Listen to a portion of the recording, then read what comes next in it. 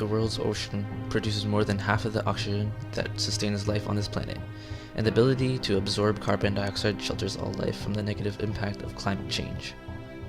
About 1 billion people rely on the ocean for protein, as it is one of our main food sources, and because of this, more than 2 million people fish for a living.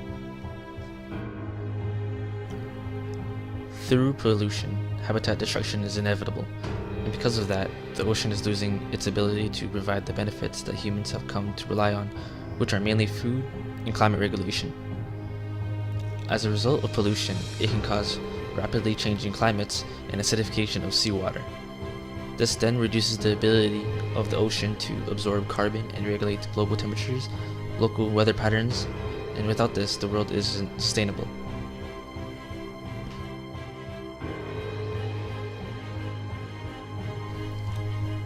Humans are the main source of marine pollution, or what is commonly known as ocean pollution. Marine pollution occurs through the spreading of certain harmful substances into the ocean, which are oil, plastic, industrial, and agricultural waste. The various ways these harmful substances enter the ocean is by 1. Sewage. This is how some minerals often make their way to the ocean, and because of this, it can lead to the reduction of oxygen levels since these minerals can cause decay of plant life. 2. Large-scale oil spills. The most impactful factor of this is that the oil in the ocean can last for a few years and can be extremely toxic to oceanic life. 3. Littering. The dangerous thing about littering is that certain objects, like plastic, can end up in the ocean and cannot decompose and will remain in the ocean for years. Many animals can be snagged under plastic straps used for Coke bottles, for example, or can mistake it for food, which eventually leads to their death over a long period of time. Animals are often the victim of plastic debris that ends up in the ocean. Animals such as turtles, dolphins, sharks, crabs, seabirds, and even crocodiles can be some of the victims of pollution in the ocean.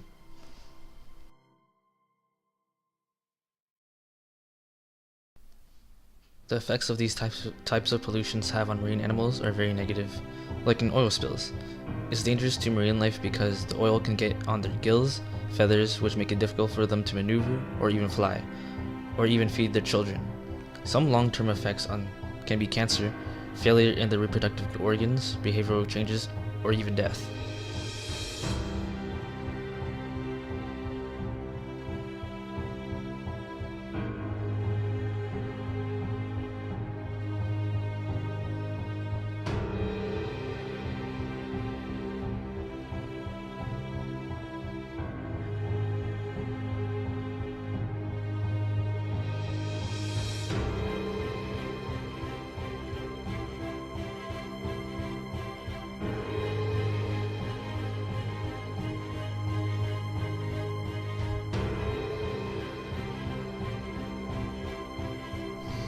It's been a paradigm changing in a lot of ways, says Andrew Whitehead, an ecotoxicologist at the University of California, Davis.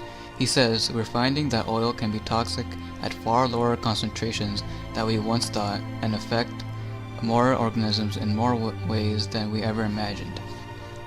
So, oil spills are a huge problem to fish. Fish live by breathing through their gills, which makes it very difficult for them to avoid oil in the sea.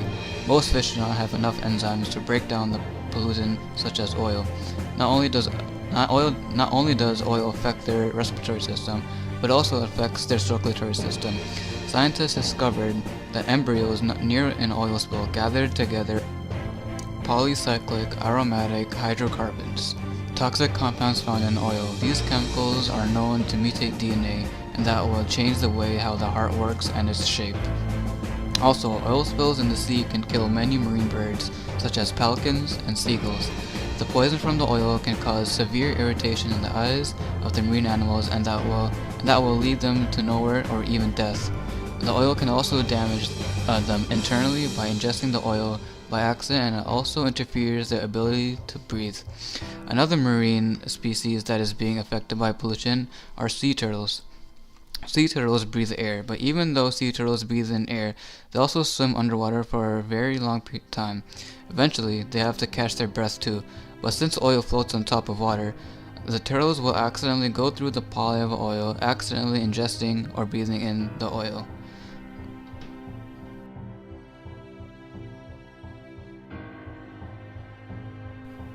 We are now going to show you some of the negative effects that it has on seabirds.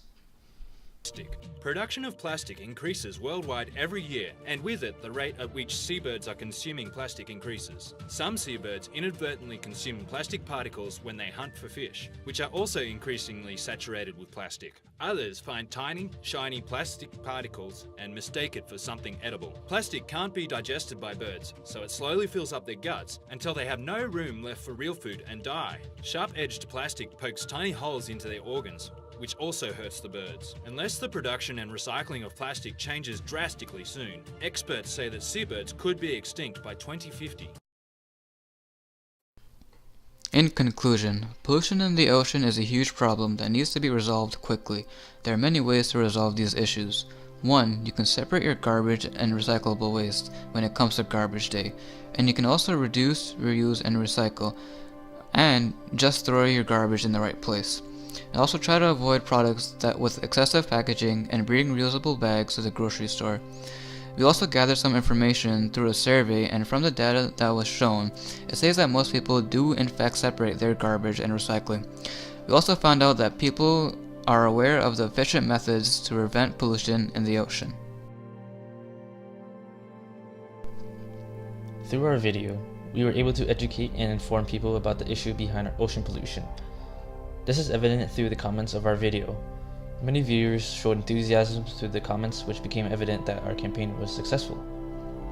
We had a good amount of information to provide, which made our videos informative, but some of the audio recording wasn't as clean, which could make our videos seem not as professional.